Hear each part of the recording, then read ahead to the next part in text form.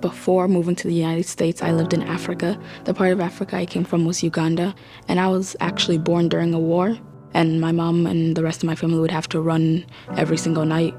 There would be warriors coming, and they wouldn't care who you are, or if you're a child, or how old you are. They would just kill you, murder everywhere. My mom was just out by the lake one day getting water so that we can boil it and they can have something to drink.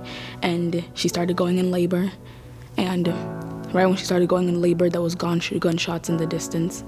And everyone ran out to the bushes, and they just laid down there because they were really pretty high bushes. So my mom just went in labor, and then she had me.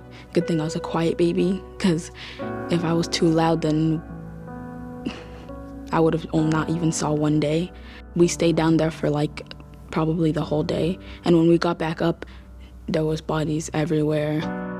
And we went to the refugee camp, and we spent a year in the refugee camp. And then my mom was like, okay, I think it's time for us to go, because they heard news that the war was kind of traveling there. We ran away, and everywhere we ran, there'd be bodies shooting, going down.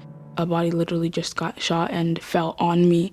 And instead of me trying to push it away, I just lied down with it, because if I didn't lie down with it, then yeah. So I just lied down there, and then probably 5 hours of staying under that body, my mom came back and found me there. And then my mom started working on the process of getting us to America, because she did not want us to live in the war anymore.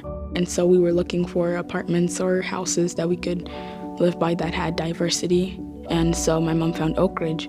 And when I went outside, I remember the first thing I saw was someone else like me, and I was so happy. If you can't find anywhere else to go, any other things to do, Oakridge will be there, and they will give you a job. They will make sure you have housing. They will make sure that everything works there. Like for us, when we first just moved into Oakridge, my mom could not really pay the bills like that. So Oakridge helped out, and they took half of the bill, and they gave my mom half of the bill. And it was I was so grateful for that, because otherwise we wouldn't have anywhere else to go. And Oakridge was just there for us. And when my mom passed away, I didn't have a dad either. So Mr. John, he started talking about, why don't you just start coming into the community center a little bit more, participate in the activities and stuff like that. And Mr. Vern was there for me.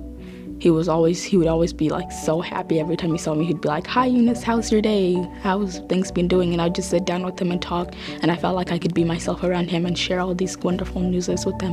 A lot of kids out there, they don't have that. Oakridge gives you an opportunity, and it's your job to step forward and engage in that opportunity.